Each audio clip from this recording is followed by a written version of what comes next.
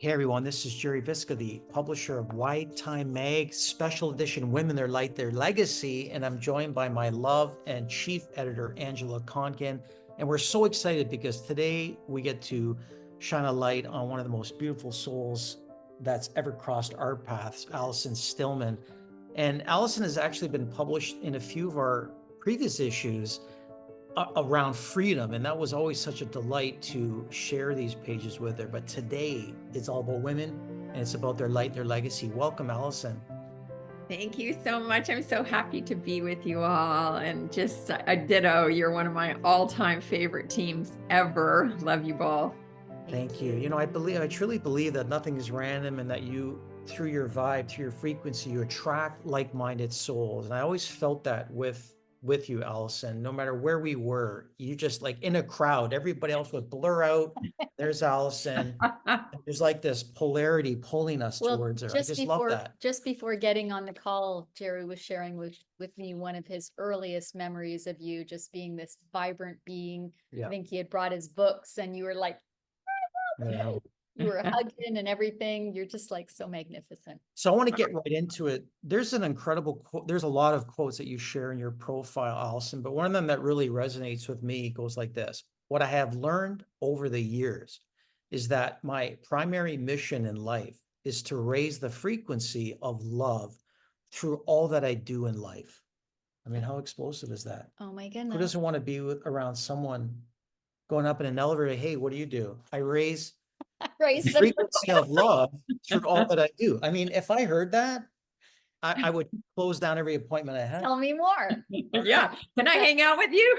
I just love that. Raise the frequency. Well, that's a great lead in to my first question for you, Allison. And you know us, we ask the big questions. And this one, we're going to begin with why you exist, your deeper reason for being. And as you know from being in our universe for a while, Jerry defines your deeper why as the world helped by you. So, Allison, why do you exist? So it's interesting, and I'll try and make this brief because I know we have other things to talk about, but from the time I was a little girl, people would ask me, what do you want to do when you grow up? And I would always say, I just want to give and receive love, even as a little one. And they go, well, no, honey, you have to be a doctor, you have to be a lawyer or a teacher or something. You can't just do that, right? And that would always be my response. And then when I met my first guru, spiritual teacher, his whole teaching was to meditate every day and just be love. It's not about giving and receiving it. It's about being it. And it's a work in progress. It's not something you just say, oh, I'm just going to be love, right? And oh, peace and love and all that, right? You have to actually catch yourself when you're not being love or you're being judgmental. And as humans, we tend to go in that direction, especially these days. And so making my practice a place of just being in that frequency. And so what I discovered from that, what revealed itself to me was that my mission, my dharma, my practice is to raise the frequency of love within myself.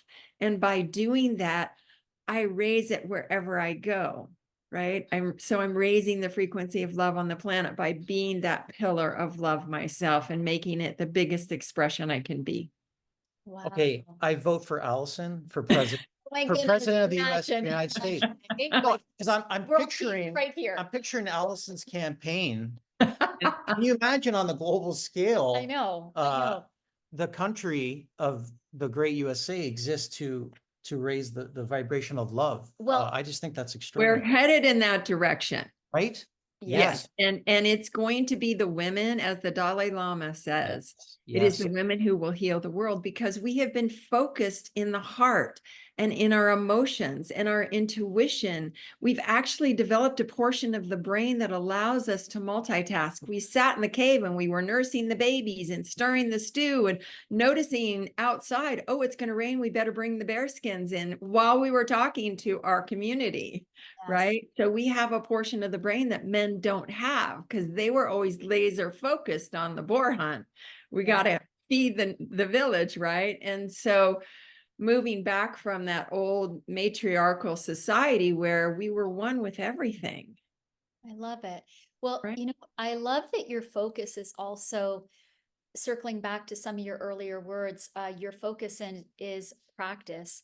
That speaks my language so much. I think I use that word a lot in my own work and in particular in my own life that, you know, love, being love, that is a very intentional moment by moment, day by day practice.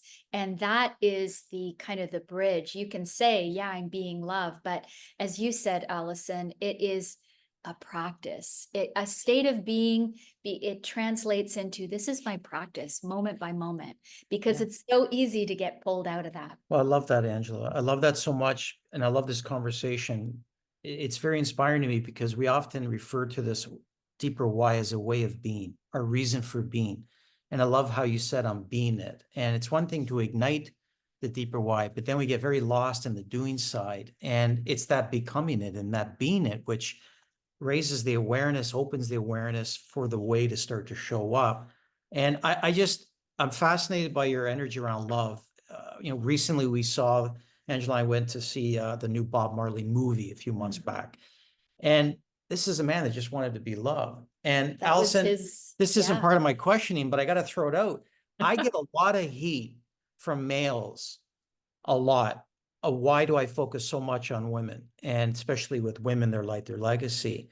Do you want to answer that for I the think you were males? referring to it. Because I can't seem to answer it for them, why I focus on women.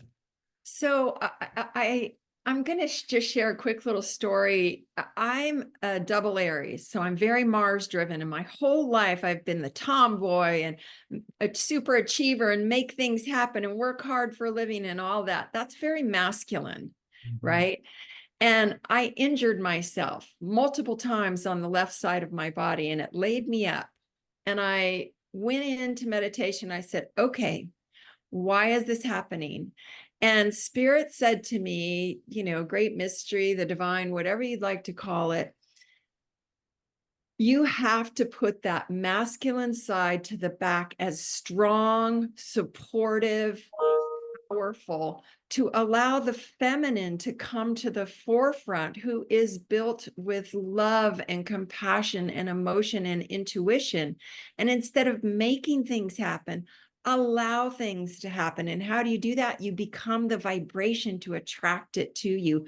We all have that inside of us. It's not about the man and the woman. It's about the masculine and feminine coming into balance, but allowing the love and compassion and intuition and emotional connection and unity to come to the forefront now. I love it. I love it.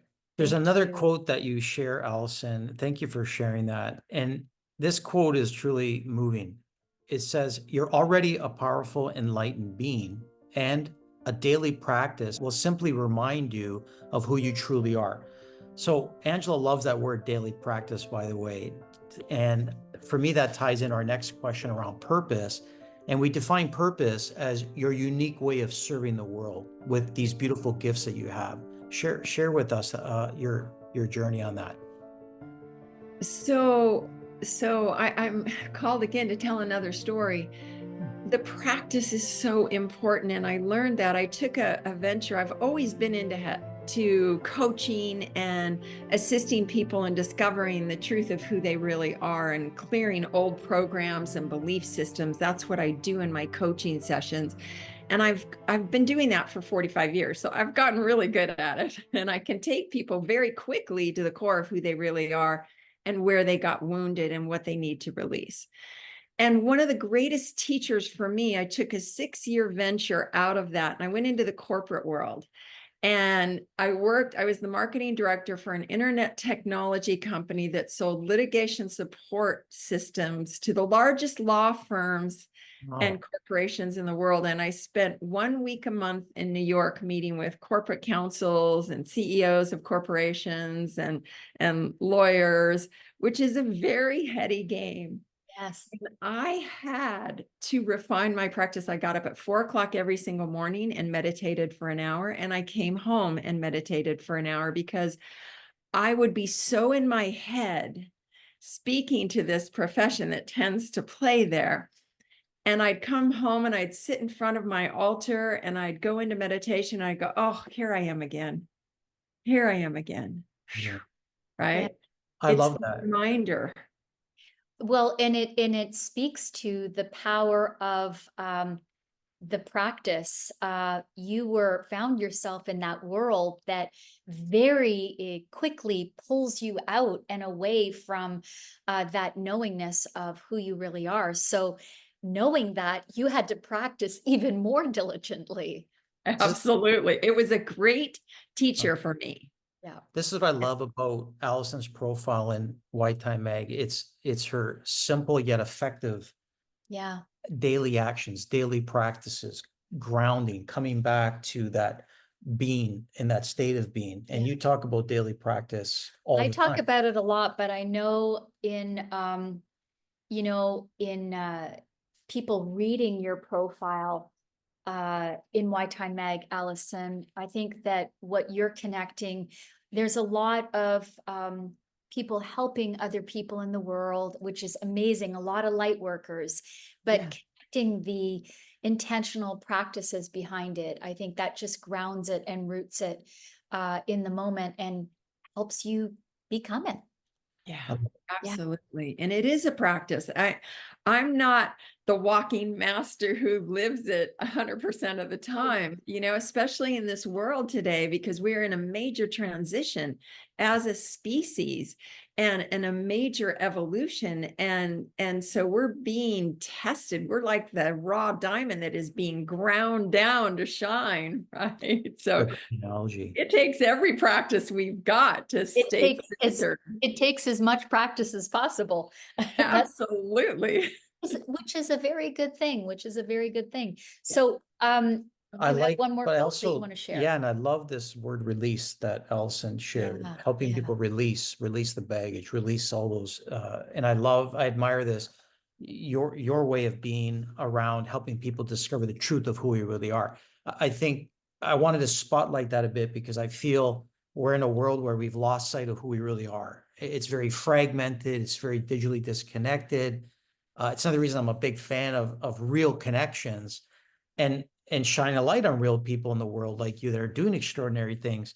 But I really admire your quote on legacy, because we wanted to focus on light and legacy. And you share in your profile these words: through it all, I know people will say that girl lived a full life and gave from her heart. I love that. I I love know, that. right? What a way to be remembered. And I know that quote ties into my question for you, our last question for you, Allison, and it is around legacy.